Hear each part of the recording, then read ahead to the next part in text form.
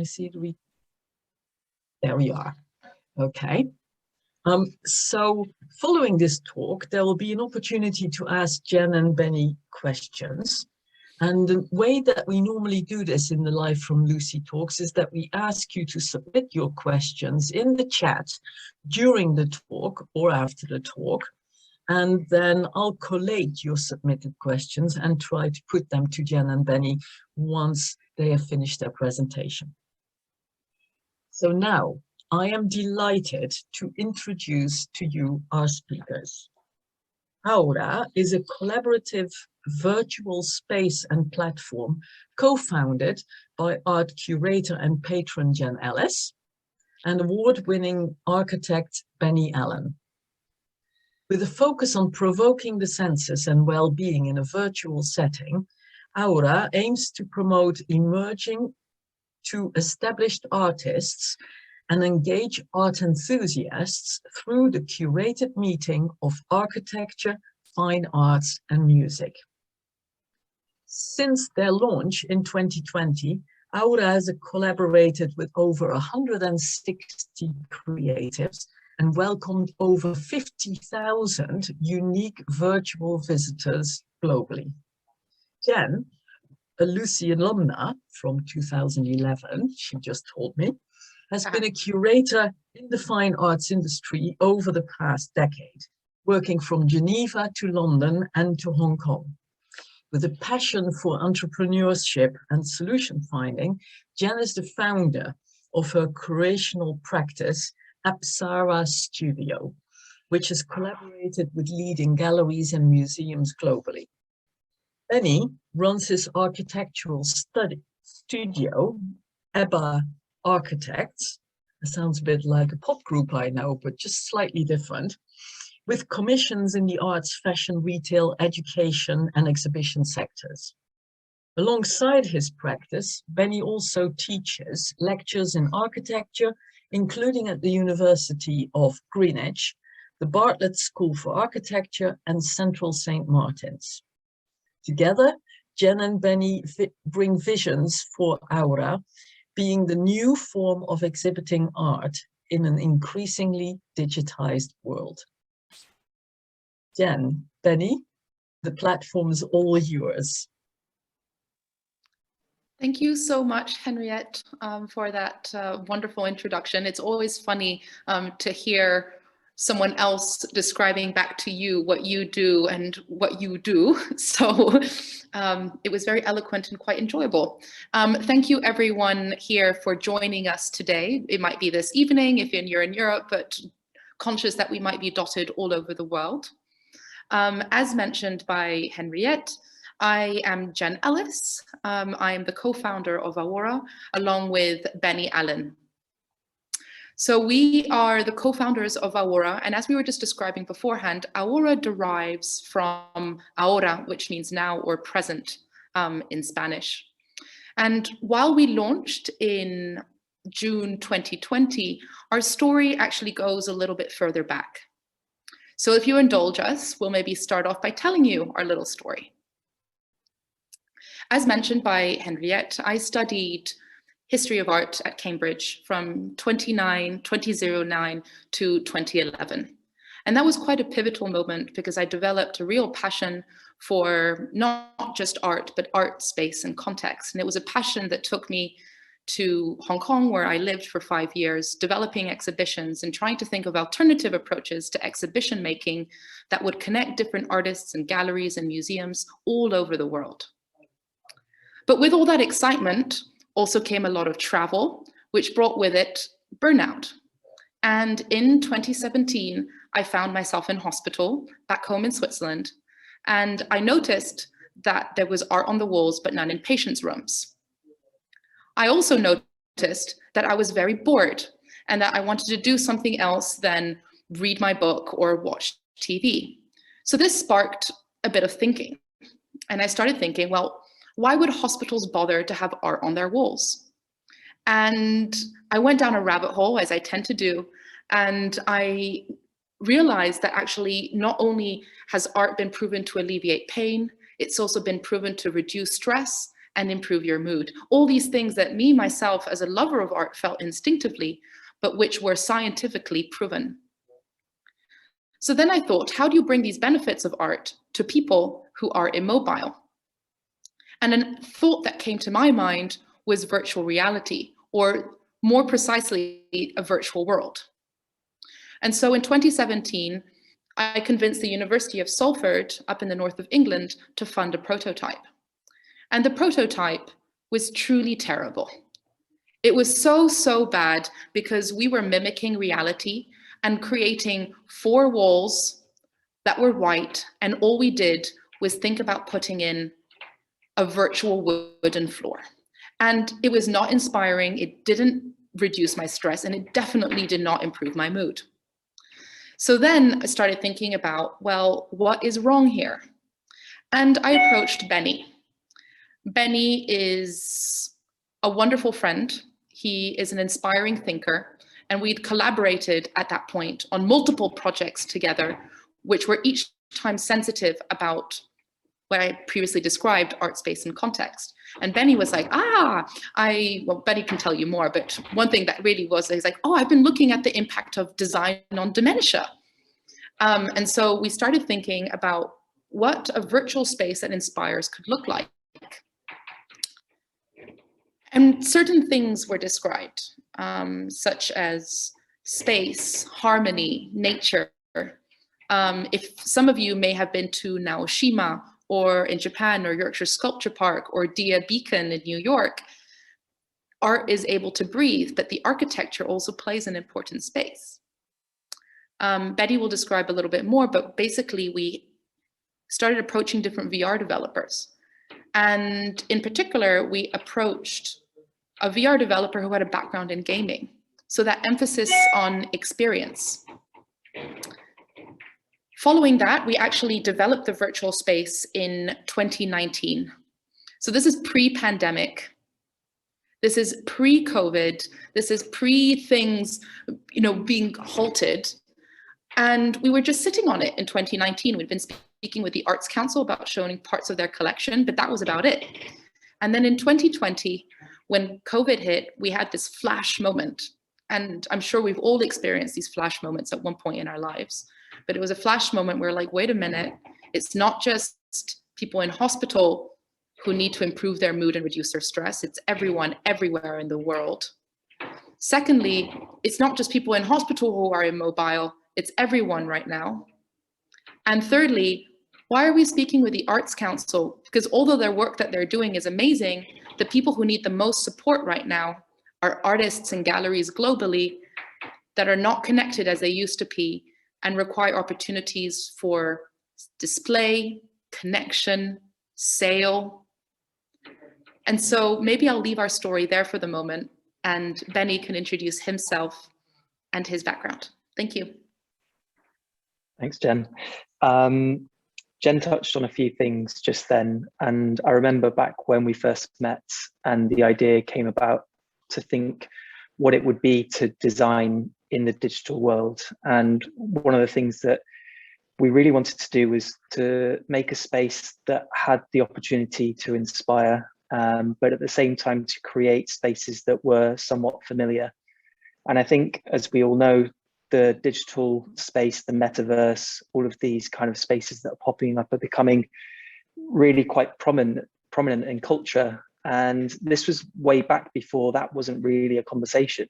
So when we were thinking about spaces that inspired us, we were looking at what are the aspects of those that we feel we can integrate to allow that sense of discovery, inspiration, aspects that I'd learned through working with people with dementia, designing spaces for them, but also looking at spaces for early years learners.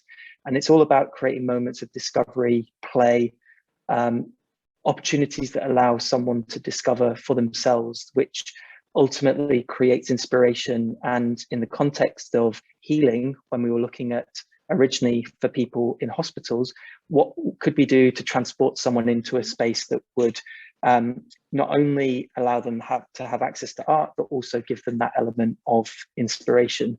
And hopefully you'll see when we start looking at the spaces how some of those ideas developed. And I think it'd be quite nice to jump into AORA. So anyone, anywhere in the world with an internet connection can have access to this virtual space. All you need is a desktop. And what we tried to do was think about creating different rooms within this virtual gallery that have different qualities. So this is the hall, and we were thinking to ourselves, what spaces do we experience to have that potential to create that sense of a place where people come to, where people congregate. And the one place that I'm always inspired by is the Turbine Hall at Tate Modern. And it's that place where people come together, they display art. It has that opportunity to create that sense of inspiration. And if you look very closely, the way that the walls have these textured qualities is to create not necessarily a white box gallery, but to have qualities that react to sunlight and have a particular texture, which can create that warmth. And the way that we designed these spaces is also thinking very carefully about the way sunlight comes into them, so that we can mimic that quality of sunlight falling onto the wall that subconsciously we generally understand the sunlight to create that warmth. And it's sort of an interesting idea that you can create that feeling through a digital screen. In terms of the architecture of this room, we really wanted to create something that felt almost cavernous, that quality that almost feels like you're enclosed by the architecture. And the way that these very large arches are created is a sense of creating a series of portals that you move through. And then importantly, creating voids within that space that if you look up, you can see glimpses of sky. So there's that element of the context, the place, which Jen talked about. Jen, do you want to introduce the artwork? Hi, yes, absolutely. Thank you, Benny. So one thing that's important to mention is that with AORA, we have rotating exhibitions. So you're never going to walk into AORA, or I guess step in virtually into AORA and have necessarily the same exhibition all year round. And the reason for that is that we want the content to be curated and thoughtful and responding to a particular theme that combines or relates to what we believe in, which is this meeting of art, architecture, and music to instill a sense of calm, well-being, and discovery. An element that's really important to us is that it's also not monosyllabic curation. So it's not always me, curating every single exhibition solely. We have a jury that comes together, is international, and artists are able to apply no matter where they are in the world, and also quite crucially, no matter their artistic practice. The reason why I raise this is because in exhibition 3, we had an open call, our first ever, around sculpture. And we started realizing that we could exhibit not only two-dimensional works that existed in real life, but also show works that could be digitally rendered. Now, one might think, well, why is that interesting? Why is that exciting? Well, for an artist, it's a whole new world, because usually sculpture, for example, is one of the most expensive, high production value, difficult to store, incredibly difficult to ship sort of artworks. So ever since our 3rd exhibition, and now we're on our 5th, about to open our 6th, we've been providing this opportunity for artists to not only create in the virtual world, but also to test their limitations and expand their practice.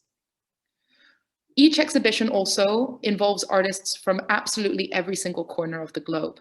And we're really, really passionate about that international dialogue. So this exhibition that we stepped into is around the theme of nature nurture. And we thought that it was quite exciting to think about how the environment around us makes us feel, impacts us, but it's not necessarily just the floral element that you might see. It might be curves, it might be structures, it might be various elements of the senses. So the first work that we saw when we entered on the right was a work by Mit Jain. And Mit Jain is a Thai artist who's based in Chiang Mai. And his whole passion is about combining different colors, different textures, in order to think about the passing of energy. He himself is a Buddhist and very much relates to the open plan world by having himself an outdoor studio in Chiang Mai. And we thought it was quite interesting to have this as an entry work because he's all about giving and receiving. So hopefully when you enter this exhibition, you not only give your time, but you also receive something in terms of discovery and inspiration. And that work has been placed alongside a site-specific installation by an emerging artist called Lise Boissière. And Lise Boissière usually works within the confines of whatever room she's in to create these straw sculptures. So here she took the language of straws to create what looks to me as if they were drawing traces in space. And why I love this work is because on the one hand, it relates to the architecture and seems to speak to it, but also the idea that the original medium with straws, she's also thinking about sustainability and the nurturing of nature. Perhaps there it's also worthwhile mentioning that although we started off by thinking about healing in the context of the human body, we've also been increasingly thinking about the healing of our planet Earth. And how, from my perspective in the art business, you know, you're constantly shipping artworks from left to right or traveling from A to B to see an exhibition. And something that we've been thinking about increasingly with Benni is how a virtual space, while not a replacement, it can be an additional method by which people from all over the world can experience works from all over the world without necessarily damaging the planet through carbon footprint. Then to the left, we have a work by Deacon. And Deacon is very much attuned to landscape. And this is one of his most abstract works, where you can probably see a glistening of sky, the delineation of maybe an ocean, but overall the feeling is rather ethereal and transportive. And we thought that that was really interesting as a large painting that exists in the physical world, to have it in conversation with the work of Hannah Murgatroyd, which is upcoming on our right. Now, people are sometimes quite surprised to discover that actually Hannah's work, this one's entirely digital. It's a digital painting.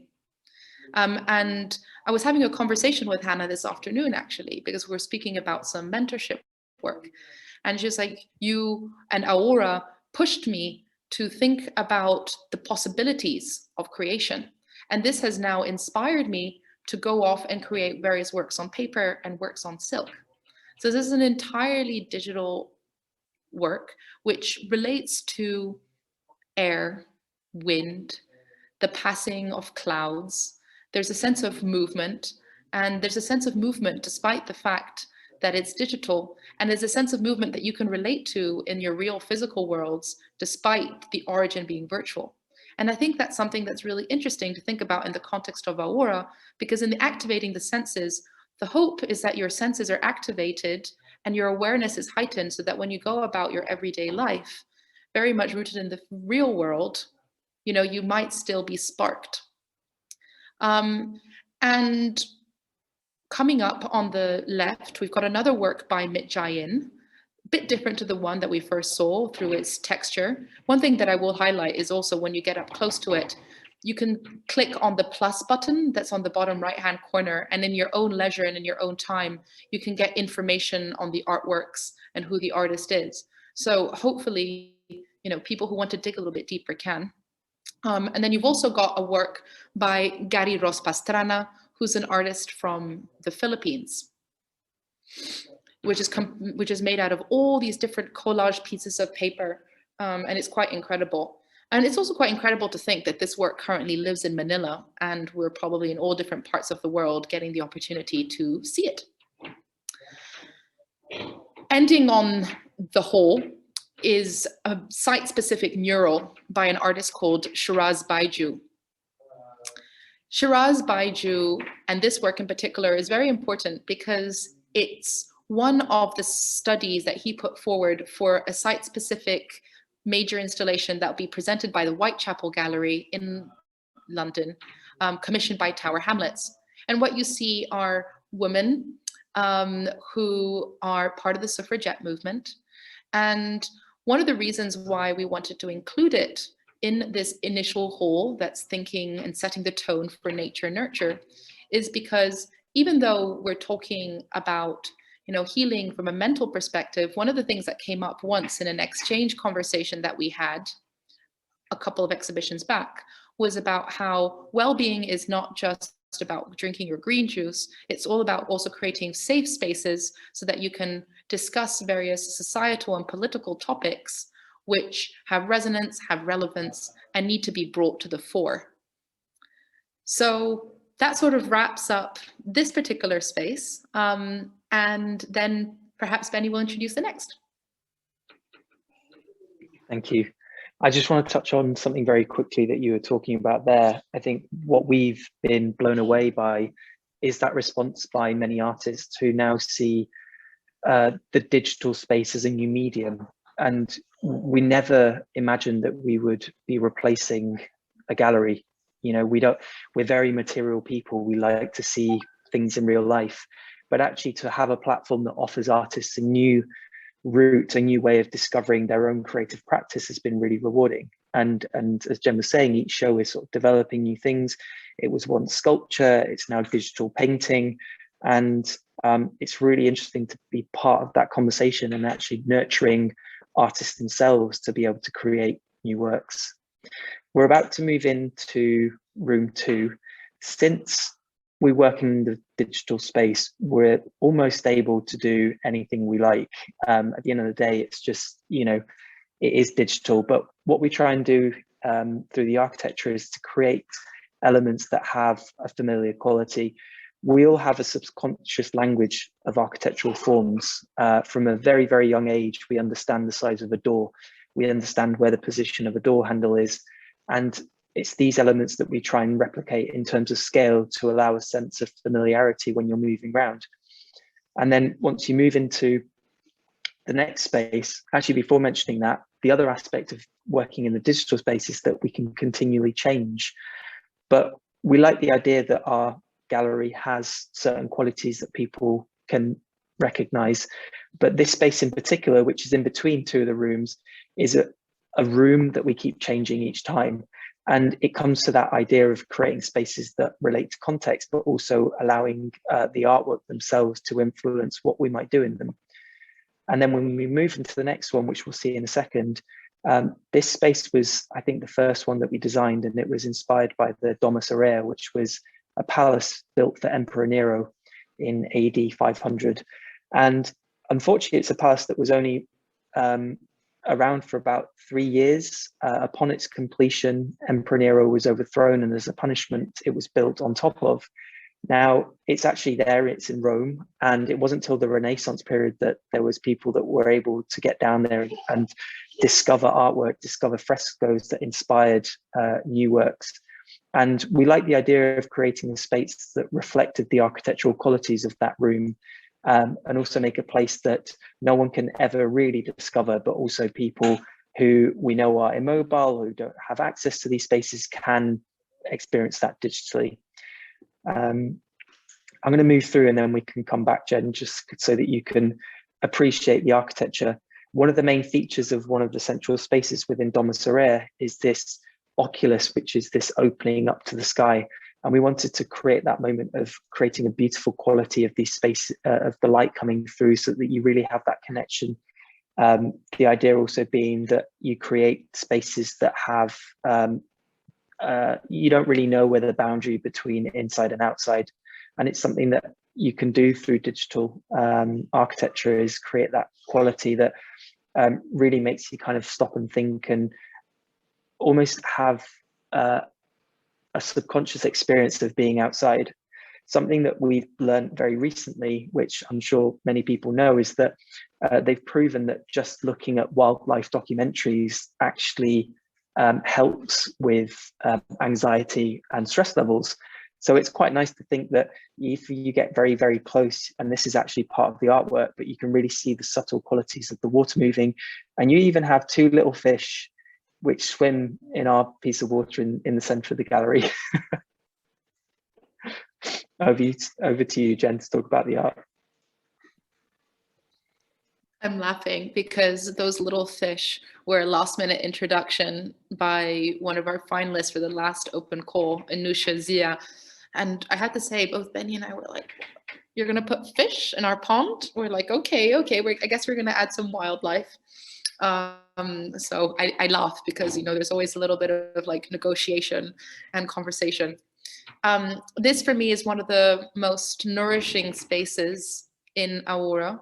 Nourishing because it envelops you. And I think it's really inspiring to think of a place that, you know, you'll never go to, but one that somehow inspires you and harks back to history and a sense of cultural legacy. It's kind of also interesting for us in the context of continuously building things. So like, you know, what kind of legacy or what kind of cultural narrative is now, especially in the context of the metaverse.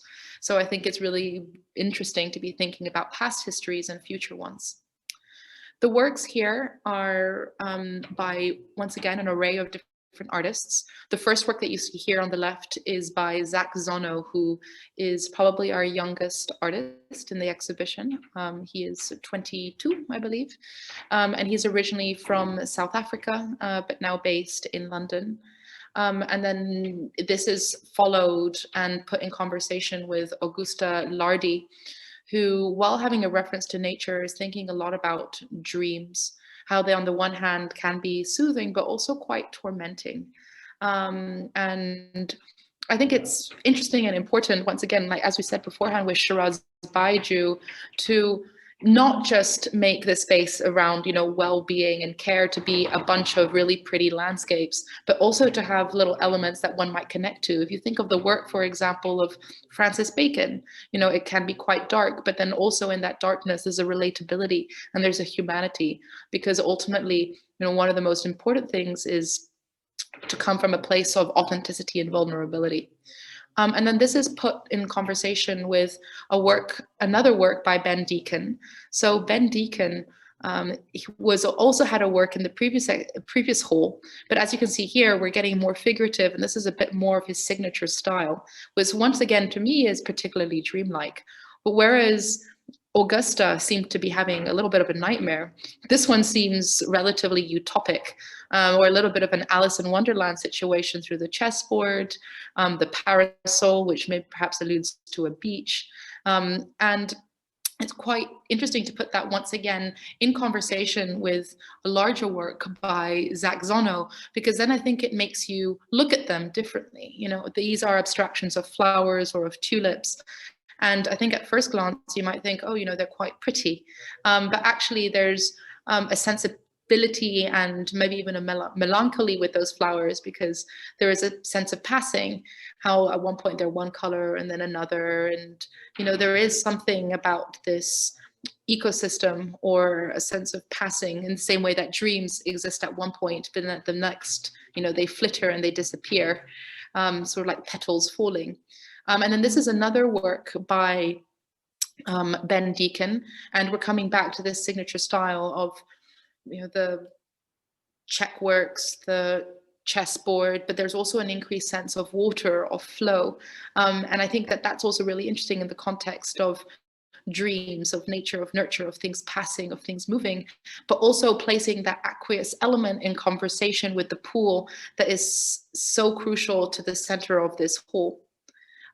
So combining, on the one hand, you know, these sort of light aesthetics, but also ones that hopefully dig into a little bit of the human subconscious. And then this brings us over to perhaps the hardest work in this room, which is by an artist duo, Michael and Chiyan Ho. And their whole thought process is around the Chinese diaspora and the passing of traditions and cultures. So here they were also thinking about the fact that, you know, when we eat, you know, something comes and it goes, just like a dream, just like a flower. But then very often we might not necessarily want to know where things come from. And so I remember when this work was first presented to us, I had a guttural reaction of dislike. I was like, oh my God, I don't like this. I don't want to include it. But then I thought about the curatorial context and actually about the importance of sometimes showing things that you might not necessarily immediately jump to. And also this idea of passing And it then seemed very important as a way of tying this story together, whether it be nature, whether it be dreams, whether it be the food that one eats, all these different nurturing elements, they have a start and they have an end. And then there's a tiny little painting by Augusta Lardi. And she was on the one hand saying, this could be a tree, this could be a hand. So somehow there's something quite beautiful about how this connects not only the flora that we were encountering from the start with Zac's work, but also the physical elements of the human body or an animalistic body that we encountered with Michael and Chian's work. And then these two works, which I think summarize this idea of dreamscapes, and on the one hand tie in nature and a humanoid formalism, are the works by Akiko Ueda. And Akiko, she is based in Brussels, but these works are in Tokyo, Japan. And in real life, they are huge. They are really big paintings. And she's like, I've not had the opportunity to show them anywhere other than Tokyo. So this is the first time that they're getting these presentations. And I think they're incredibly beautiful and sensitive in terms of the way that they combine these aqueous elements, also the grass and how it undulates, but also the character. That's a figure that sort of is leaning, and it doesn't seem like they're appearing or searching. It rather seems that they're maybe mourning something. So it's an urge to look a little bit closer. And I think that looking a little bit closer is a prompt also within the other room, but also, as I was saying beforehand, a feeling and a form of awareness that you can bring out into your everyday sort of real world, physical world living and practice. Over to you, Benni. Thank you. I always feel really inspired looking back at that room, because every time we change the artworks, they have a very, very different, they represent a very different idea, and they make the space feel different. And I mean, just thinking of the context of Cambridge, it kind of reminds me a little bit of Kettle's Yard, where often the artwork changes the experience of the interior. And I think that's something quite special, that we also discover new things every time we hang a show. And then I think this room really represents that as well. This has changed many, many times. The initial idea for this hall, which we named The Path, was an idea of creating a very long corridor-like space, which has an enfilade quality with little niches that lead off it. And bit by bit, we keep changing the architecture. At one point, we made these openings in the sides so that there was that connection to a context. But when you look out, you don't necessarily look out at much. And it's an idea of an infinite view, so that you don't necessarily worry about where you are. We often have this conversation about what is the geography of this gallery. You know, it's digital, but where do we want to try and land it? And we like the idea that when you experience it, almost whoever visits will have a very different relationship, an idea of where it might sit. And we think that's quite beautiful. Another idea we tried to do through the architecture is to make a space that has that connection to the outside, but by having very, very tall walls and then simply bringing them in very slightly, it has the effect of making you feel enclosed, so that you feel like you have a sense of protection within a space. We talked earlier about the idea of textures on the wall, and very subtly we each time change the feel of the space. And one thing we haven't mentioned is that we often try and connect the gallery to time. We all understand seasons. I mean, very luckily we're coming to spring very soon, and I'm sure we're all very looking forward to it.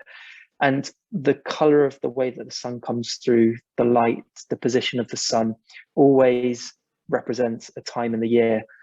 We really like to have that connection, again, because there's this idea that within the digital space you can do anything you like, but we want to have that connection to the real world, and you can do that through an atmosphere. The last thing I'll mention is that, like other spaces, every time we change them, we're also thinking about what can we do as an intervention that might change the experience of that space. And that can come through the artwork, it can come through textures. Each time we're trying to look at what it is to design in the virtual world.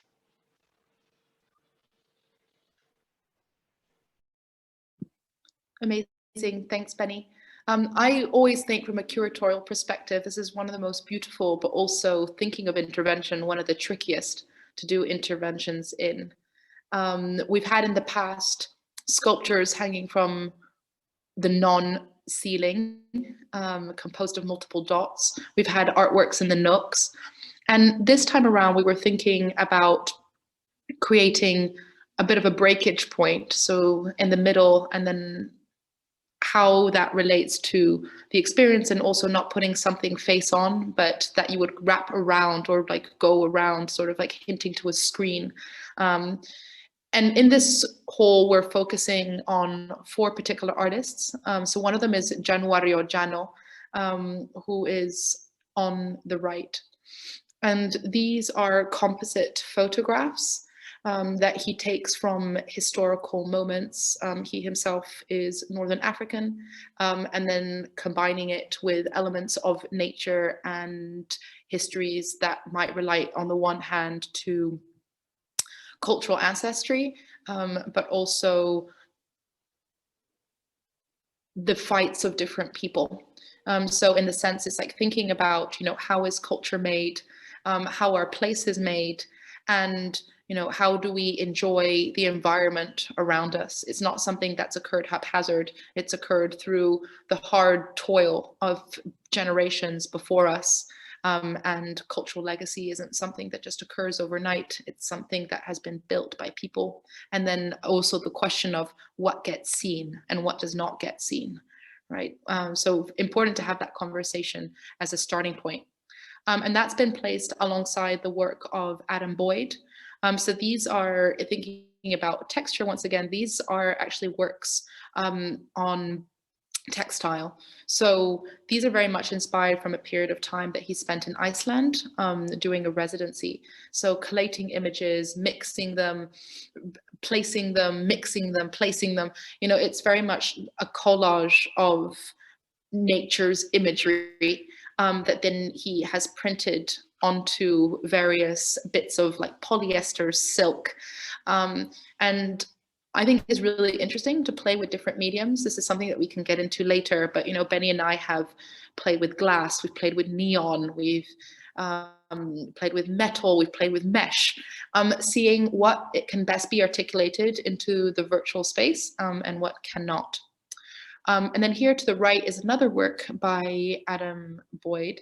And I think it's interesting, especially with shifts and movements in contemporary art, to be thinking about the relationship with craft. This is something that has been considered more and more by museums, whether it be pottery and ceramic, but also textile art over time. And I think another element that's interesting here with Adam's work is that he's thinking about what do we leave behind, right? So once again, this idea of cultural legacy. If you think about tapestries, let's say in a medieval sense, it's depicting war scenes, it's depicting offerings. And there he had a rooftop image with a satellite dish, right? So it's really thinking about, you know, contemporary society, but translating it over into this tapestry format. And that has been put in conversation with a small little work by our Filipino artist, Gariros Pastrana. And even though this looks like an abstract work, we actually are dealing with, once again, the language of collage and collation, which very much also relates back to Adam Boyd's work and also Januario Jano's. So I think it's very interesting also from a personal perspective when you're thinking about layers, because human beings, we're not just one single monosyllabic thought, we're a whole layer of complexity. So hopefully there's some sort of intuitive and immediate relationship that you can have with this from a gut and heart level and not just an overly intellectual one. Which brings us over to the work of Ryan Orme. Now, Ryan Orme, we came across his work through the open call, but also because he is one of Bloomberg New Contemporaries. So Bloomberg supports a whole bunch of artists to have seminal exhibitions of their work on a yearly basis. And this was his first time ever experimenting with not just painting, but a sculptural emphasis around his painting. So it was sort of as if he was creating painting within sculpture, sculpture for his painting. And he created a 3D render beforehand, or 3D sketch, I should say. And this was the first time really exploring it. So we were looking at banners, at also posters that you might find in the street, or also one might think about billboards, right? And if you think about billboards, billboards are things that everyone is meant to see. And it was quite interesting to place it in a whole space, which is a bit more intimate and up close. So you get close up to this billboard, as opposed to something that you see from far away. So it sort of demystifies it. And it's also interesting to think about, well, what is it that you're standing for? So this is one of the works that he created during lockdown. And if you look closely at it, it's sort of as if he's looking outside, but from a set of bars. And I think that's something that perhaps all of us can relate to at certain points in time over the last 2 years, where there is this sense of confinement. But the bars also relate to the way that the architecture of the structure has been created. So there's this visual language that runs throughout. And because of the curvature, hopefully you're sort of inclined, excuse the pun, to then go and see the work of Adam Boyd, which is just behind it. So here you've got one more work by Adam Boyd alongside Gary Ross Pastrana. And as we keep on moving, it's once again, you know, another work by January Ojano, another work by Adam Boyd, and ultimately what Benni was saying and describing this great expanse where you're able just to look out. And you'll notice that quite crucially, some of the walls are left empty. That's something that I'm hyper aware of, and Benni, I think, would say so as well, because we don't want to overly fill the space. It's coming back to what I said when in our initial introduction about letting the artworks breathe and sort of getting a general feeling. One thing that we don't have playing right now, because we're giving this tour, but if you were to visit on your own, you will see the volume button, and the volume button actually has music. And so for each exhibition, we collaborate either with a set or an individual composer. And this particular exhibition, we collaborated with a composer called James Wilkie, where he just released a new EP called Islands. And so that tied in very well with the theme of nature nurture. And so you can just spend time in this space listening to his music, maybe looking at this expanse, or you can spend it looking at an artwork. But the idea is that you can also just spend time. And it's actually something quite interesting, you know, when Benni was bringing up time and seasons, you know, this is something that we have been thinking about, because if you notice the way that you run through the space, you actually, run was the wrong term, you don't run through it. We very crucially said you don't run through it. You just kind of walk slowly through it. So the idea is that hopefully people do spend time inside. And, you know, you can be doing other things around your day. There was a quote in the Evening Standard where you could sit back and have your glass of wine while exploring this in your living room. And we love that. Yeah, why not? You know, just go and enjoy. But then that brings us over to our last room. So over to you, Benni. Thank you. So this idea of continually being able to add to our gallery is something quite interesting. For many, many months, we wanted to create the idea of the garden, but not necessarily the garden that you might associate with, you know, ones that you have at home, but gardens in terms of the more intimate spaces that you find in Japan, or actually in Cambridge itself. It's that idea of a space that feels enclosed, but has that connection to the outside. It has the ability of being able to create that connection to nature, but in a slightly different way. And we love the idea of spaces that have that intimacy that we want to create between the person visiting, but also the artwork. And I think, as Jenn was pointing out then, it's so important to be able to curate a space, to be able to add that level of discovery, so that as you move through it, you find these little moments, little artworks that are tucked away in spaces.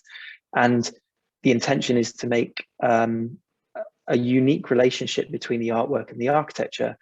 And I don't think that's more, you know, relevant to one of these moments here where I'm sure Jen would describe it much more eloquently in relation to the artwork, but it's actually an image of the Orozco Garden at South London Gallery.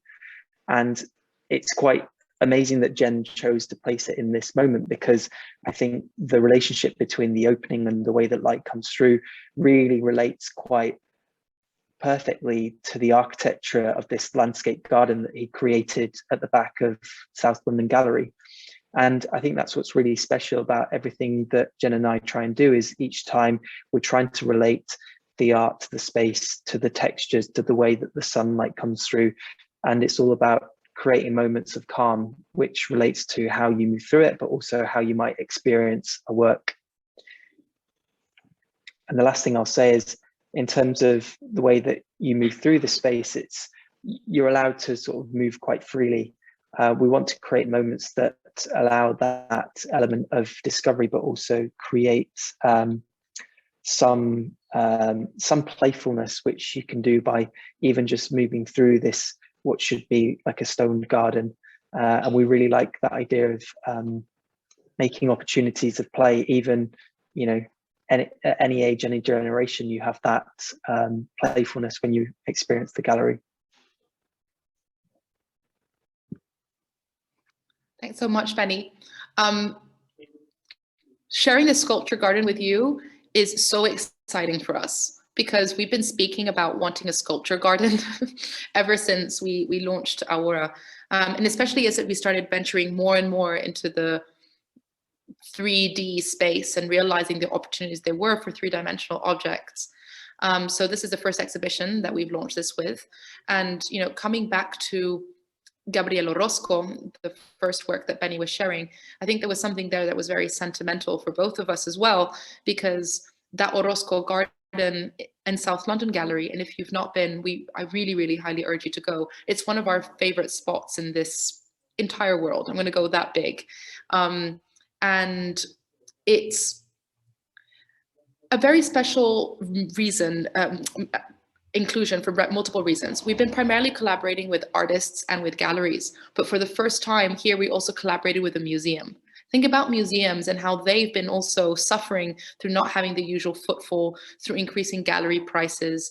How do they get their word out there? What other forms of digital marketing, of exposure, and so on and so forth there are. So we collaborated with them, and it's our first ever institutional collaboration.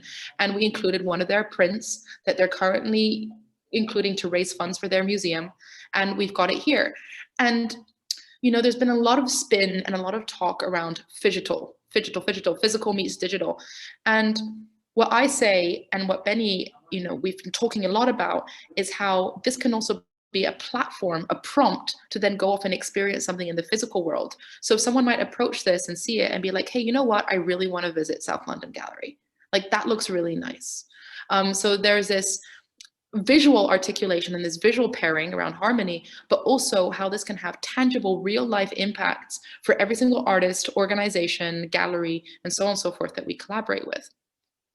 And just finally, on the artworks here that have been included, I mean, there's the work of Ana Maria Lima Dimitrevich. She's a very young artist. She was one of our finalists, and these are different poems that she's written out onto bark. And this is a work that exists solely digitally.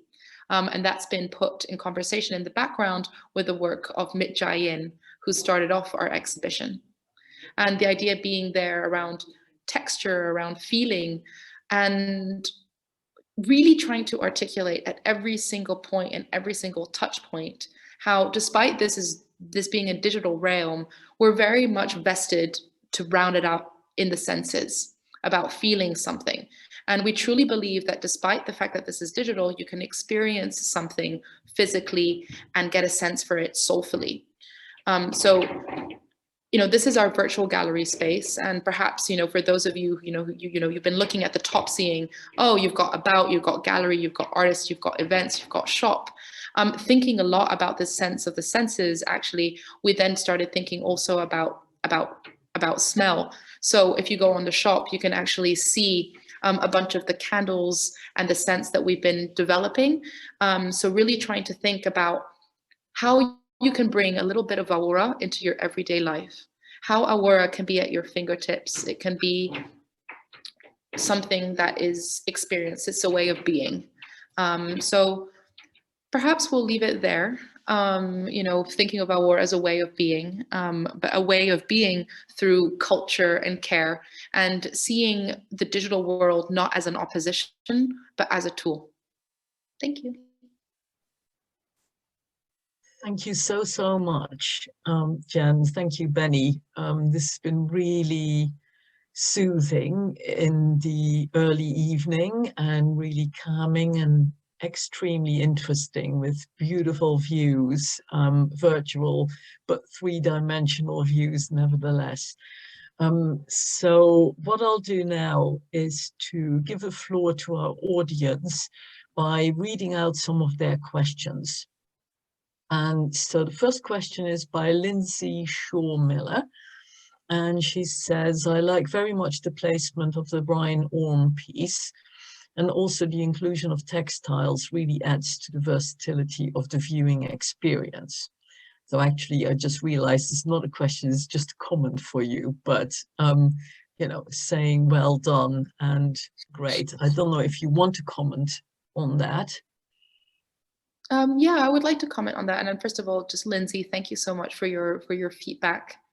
We've not included textile beforehand, so that was a first venture. We have in the past included all different types of materials. We've even gone as far as to include an ancient Cycladic head from 2000 BC and an ancient Roman mosaic. This was all an exhibition too that was looking at storytelling. So we try to be as ambitious as possible. And it's interesting to hear that you liked that moment of apprehension and interruption. I think, both for Benni and myself, we sometimes think we're like, oh, people are gonna like this. But the fact that you've commented back enjoying it, really, really, really appreciate it. And I was wondering whether maybe I could actually fling a question back to you and ask you, what is it about it that you liked, especially with the Brian Orme piece? Now that I see that your video's on, I'm like coining you. Lindsay, go ahead if you do want to say something. Yes, I have unmuted. I very much like the placement of it, and also the contrast between the very big marks in the drawing and then this smaller, as you said, sort of almost cage-like inclusion in the middle. That's such a big contrast, and the two things, the big marks and this small window, just relate differently to the scale of it, but they also really make you think about space. And so the whole combination of the placing of the piece and this conversation about space that's going on in the piece is really exciting and satisfying. And I think also it breaks up, because of all the rooms, that one, room 3, was the most, for me, the most institutional. Look, it reminded me perhaps of Hospital Corridor, because of the spaces at the side and at regular intervals along it. But apart from that, going back to rooms 1 and 2, I really liked the way I could see the references there that you described. Like, I was just writing about this, but I'll excise it. The Turbine Hall, the straw sculptures really reminded me of the legs of Louise Bourgeois' spiders, which were the first exhibition, in the Turbine Hall. And room 2 reminds me very much of the Rothko Chapel, but of course that doesn't have the oculus. Yeah, so I really loved those references, because I think, if this is also for people who are used to looking at art, that helps orientate you. You kind of know where you are in a way, but there's lots to explore. I'm just going to quickly say, I just love the fact that you also picked up on like the Rothko Chapel. I mean, both Benni and I love that place. But one of the things that we were talking about when we were including works, because I come back to, it's not like a monosyllabic curation. We talk about everything. And it was this idea that, when you see a work for the first time, you feel it. You don't necessarily go up and read about it. And actually an example that I constantly give is actually with Rothko, where yes, okay, he is one of the most celebrated abstract artists in the world, but the first time you look at it, you're like, wow, depth, color, form. You don't start thinking about what Clement Greenberg had to say about him, right? So it's sort of like instinct rather than overly, yeah, like referencing. But then you do find these references, especially if you're an art world audience. And I would say that, just to veer off that a little bit, Benni and I pay attention very carefully to who our audiences are. And, you know, we've got a big number of artists. Artists really love it. Then we've got a number of art world people, but then also architects and just then also general public, and everyone gets something different from it. So yeah, thank you very much for sharing that. Okay, I think we've got a question from Ella as well, who says, thanks so much for sharing this incredible space with us. And what is your process for each exhibition? Does the architecture come first, or does the artwork come first? And which artists would you like to collaborate with in the future? That's 2 questions, Ella, but fine. I could say something very quickly, I guess. AORA started primarily as a research project into creating spaces in the digital world that could inspire, but at the same time thinking very carefully about how art can be displayed. And then I guess the conversations that Jenn and I then had was looking, okay, so then how do you respond in a curatorial aspect? And that happens continually. And I mean, I feel very, very privileged to have got so far in terms of how I now understand architecture, how you understand displaying art, aspects that I maybe understood in the background, but I now feel like I have this connection to the art world, and that's thanks to the conversations that I have with Jenn. It's thanks to the relationships I now have with many, many, many artists. And I feel very privileged about that. And I feel that now I'm thinking sometimes maybe art should be the starting point and then the architecture comes after. So I'm very much having this back and forwards. And the other aspect which we've touched on about designing using digital tools, it's really reflected in my own practice. So I mean, this isn't about me, but I think it's interesting that I have an architecture background. I'm working in the digital space with Jenn. We're making products, and now I'm even going to the point of creating furniture design, which is being tested digitally before it's made physically. And I think it lends itself very well to the way that we should be thinking about the planet, because it means you don't have to do all sorts of testing, wasting. And anyway, that's a long way of saying that I think it's a bit of both. Okay. Yeah, I think it's definitely a bit of both. I don't know. I think, you know, I mean, AORA started with this vision of a space, those first 3 halls that Benni created. But as Benni mentioned, each time the space is slightly tweaked, and it's tweaked when we introduce the artwork. And I think the crucial answer there is a sense of harmony, but also identity. You know, we want AORA to have its identity, but we want it to live and exist in harmony with each of the artworks. And so, you know, the rooms where the Japanese artist Akiko Ueda's works were, you know, that room keeps on changing. Every single show it's different, ever so slightly, because it's this sort of fun passageway where you can respond. So yeah, that balance between identity, harmony, and response. And having those 3 exist in tandem. But perhaps I'll also take, you know, the second question that you were asked, which was which artists would you like to collaborate with in the future? I think that's a great moment to plug our upcoming exhibition, which will be looking at light, and it'll be looking at light in an expansive manner. Does light mean levity? Does it mean humor? Does it mean hope? Does it mean gravity? And being really open to that.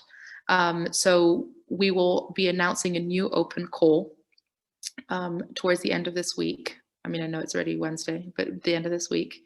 And we invite all artists, galleries, organizations, it doesn't matter who or what you are, to apply for it and respond to it.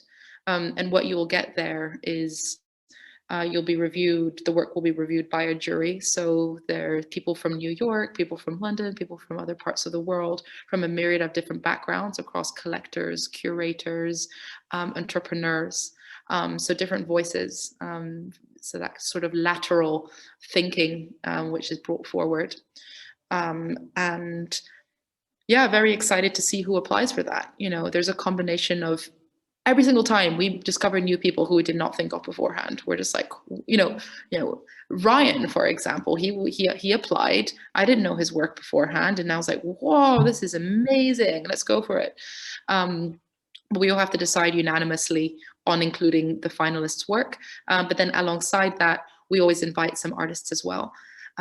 So I can't quite share any names yet, apart from saying stay tuned. Please sign up to our newsletter. But from an artistic perspective, I really want to look at humor a little bit more. I was recently in Marrakesh, and I went to the Museum of Contemporary Art there, which is really striking. So if anyone gets the chance, please make a beeline to go. And there was a show that was thinking about jeu, so game in English. And even though I didn't necessarily relate to every single artwork, it got me thinking about that idea of playfulness. So, and I think that if you think about AORA, it's been a research project, but it's also been a lot of play.